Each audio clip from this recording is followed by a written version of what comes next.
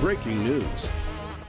But first, we're following some breaking news tonight as Wichita police say a man is in critical condition after a crash in South Wichita. Just after 7:30, police called to South Hillside, so this is just south of Kellogg. Officers say a 70-year-old man was crossing the street when he was hit by a car. Paramedics rushed him to the hospital in critical condition. Comes down to responsibility of when you're a motorist and you're operating a vehicle, do so safely. Pay attention to your surroundings, but also don't get distracted by the things, our electronic devices and other things that are in the vehicle. Police say they are holding the driver on suspicion of DUI. They will continue to investigate what caused that crash.